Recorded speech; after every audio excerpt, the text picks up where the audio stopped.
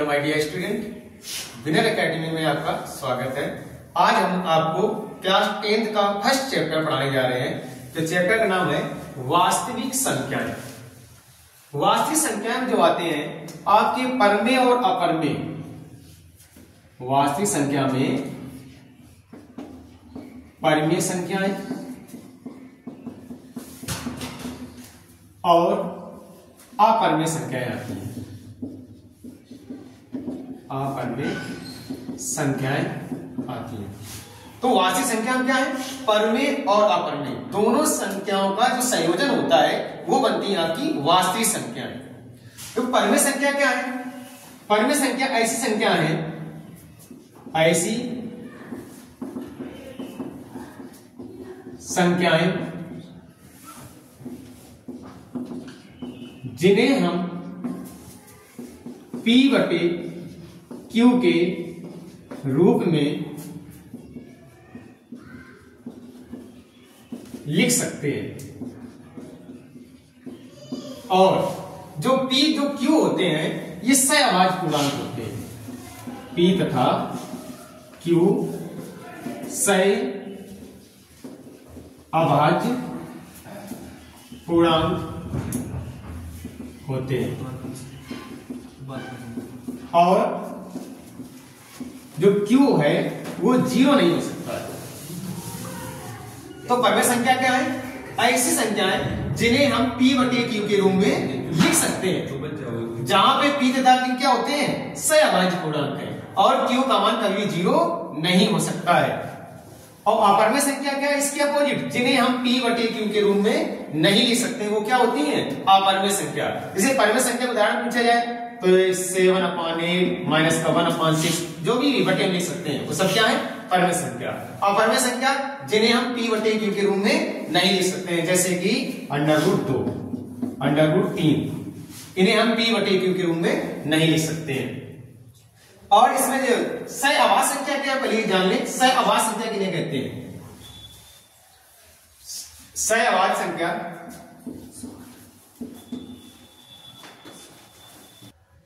देखो, सहअभाज्य संख्या से पहले हम पढ़ेंगे भाज्य और अभाज्य संख्या। भाज्य संख्या और अभाज्य संख्या। भाज्य और अभाज्य संख्या। भाज्य संख्या कौन है? ऐसी संख्याएं जिनके गुणनखंड 2 से अधिक होते हैं। ऐसी संख्या जिनके गुणनखंड 2 से अधिक होते हैं उन्हें भाज्य संख्या कहते हैं। भाज्य संख्या कहते हैं। समझे? तो सबसे पहले जो भाज्य संख्या है वो है आपकी 4। अगर इसके गुणनखंड करेंगे तो इसके गुणनखंड आएंगे सबसे पहले 1, 2, 3 और 4। तो 4 के गुणनखंड कितने हैं? 1, 2 और 4। तो आपके 3 गुणनखंड है। कितने? 3। तो ये संख्या आपकी कैसी हो गई? भाज्य संख्या। भाज्य संख्या वही है जिनके गुणनखंड 2 से अधिक हो। 2 से अधिक 3, 4, 5 कुछ भी हो। अगली कौन है? फिर आपकी है 6। इसके गुणनखंड 1 है, 2 है, 3 है और 6। ये 1 से भी कटेगा, 2 का भी भाग 6 में चला जाएगा, 3 का वही भाग चला जाएगा 6 में और 6 का भी भाग 6 में तो जाएगा। तो ये आपकी कैसी हो गई? भाज्य संख्या। तो कुल मिलाकर भाज्य संख्या कैसी है? किसे कहते हैं? ऐसी संख्या जिनके गुणनखंड 2 से अधिक होते हैं उन्हें क्या कहते हैं? भाज्य संख्या। तो सबसे पहली भाज्य संख्या आपकी है 4, फिर उसके बाद कौन सी है? 6। ऐसे बढ़ते जाएंगे। अभाज्य संख्या क्या है? अभाज्य संख्या बहुत इंपॉर्टेंट टॉपिक है, इसको समझ लो। अभाज्य संख्या उन संख्याओं कहते हैं जिनके गुणनखंड केवल 2 ही होते हैं। कौन कौन? एक तो स्वयं होता है और एक होता है। तो आप लिखेंगे अभाज्य संख्या कौन है? ऐसी संख्या जिनके गुणनखंड केवल दो होते हैं, दो होते हैं। कौन कौन से? एक होता है और स्वयं। तो सबसे छोटी जो अभाज्य संख्या है वो आपकी है 2, क्योंकि 2 का गुणनखंड एक तो 1 के टेबल में आएगा और ये दो है, 2 से भी डिवाइड हो जाएगा। उसके बाद कौन सी है? 3, 1 और 3 से डिवाइड होगी और किसी भी संख्या से डिवाइड नहीं होगी। तो ये संख्या जो आपकी है कैसी है? अभाज्य संख्या। उसके बाद कौन सी है? 4 हमने बताया था कि किसमें आती है? 4 आती है भाज्य संख्या में।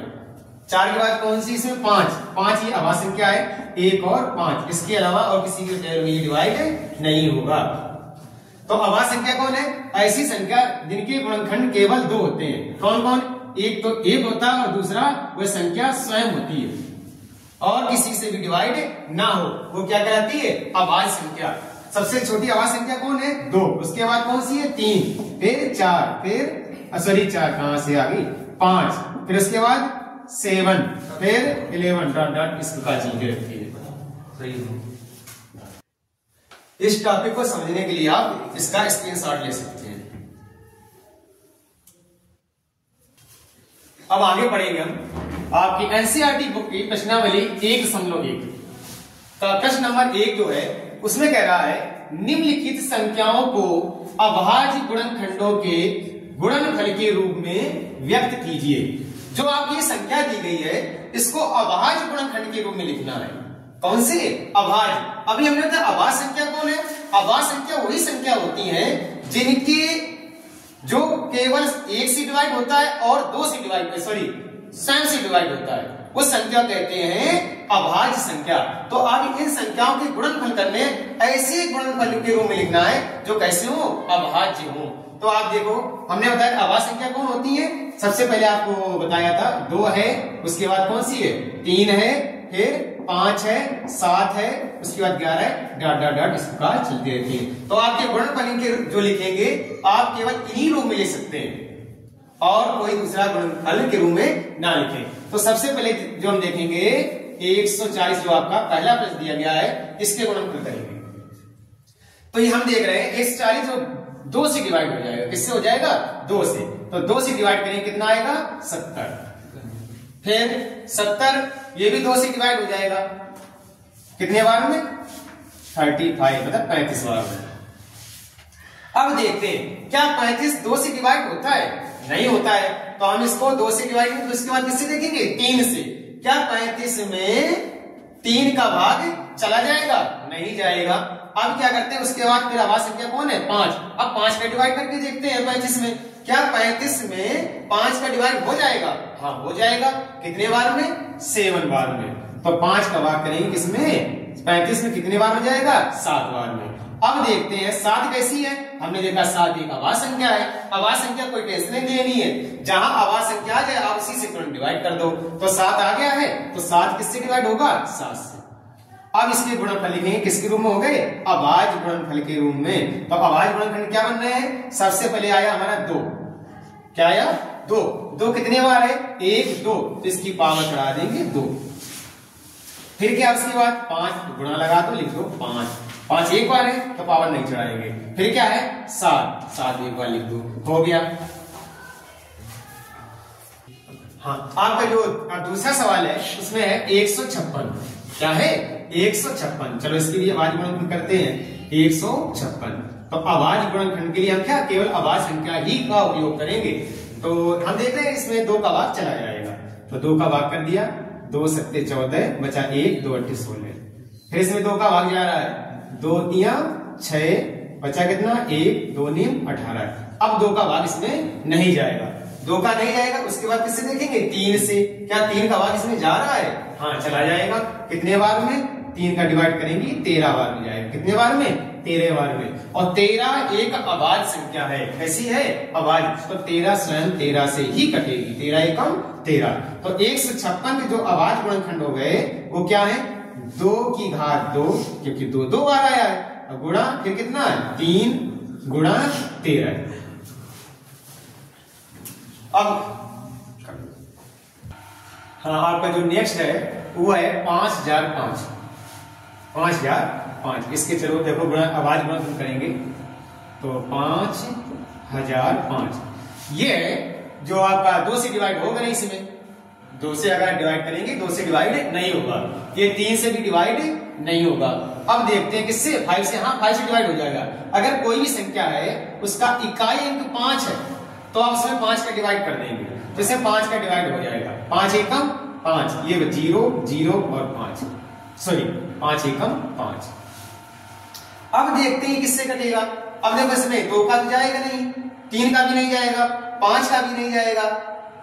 अब ये चेक करेंगे, 5 पर अभाज्य संख्या आती है 7, क्या इसमें 7 का भाग चला जाएगा? 7 एकम 7, 7 चौक 28 बचे 2, 7 21। हाँ 7 का भाग इसमें चला जाएगा, तो 7 से डिवाइड करेंगे तो 7 10 है यहाँ पे, 7 एकम 7, बचा कितना 3, 0 हो गया। अब हो गया 30, 7 चौक 28। अब कितना बचा यहाँ पे 2, 7 तिया 21। अब 1 से 43 आ गया, 1 से 43 अब ये जाएगा सीधे 11 से डिवाइड होगा। किससे होगा? 11 से।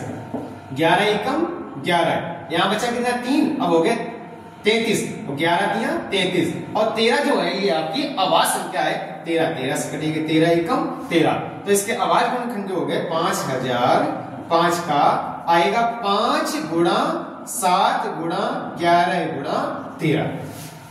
इसके बाद आपका जो 4th नंबर है वो आपको दिया गया है कितना 7429। ये देखते हैं किससे डिवाइड होगा। 7429, इसमें तो 2 से डिवाइड तो होगा नहीं, 3 से नहीं होगा, ना ही 5 से डिवाइड होगा।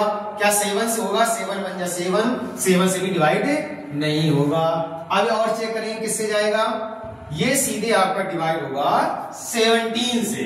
किससे होगा? 7 में तो 17 से, 17 का इसमें डिवाइड जाएगा, इसमें भाग चला जाएगा। 17 का भाग करो इसमें 74 से, 17 चौको 68, 4 बार मिल जाएगा। 17 चौको 68, बचा कितना 6, हो गया कितना 62, 17 तिया 51, बचा 11, 17 सत्ते 119। अब इसमें सीधे डिवाइड आएगा, मतलब भाग होगा किसका 19 का। 19 एकम 19, यहाँ 43 है, 19 दूना 38। अब कितना बचा 5, 19 तिया 57। 23 एक अभाज्य संख्या है, 23 23 से कटेगा, 23 एकम 23, तो जो आपका आ गया 7429 का अभाज्य गुणनखंड बनेगा 17 गुणा 19 गुणा 23। आज के लिए इतना ही है। अब आज के लिए इतना ही।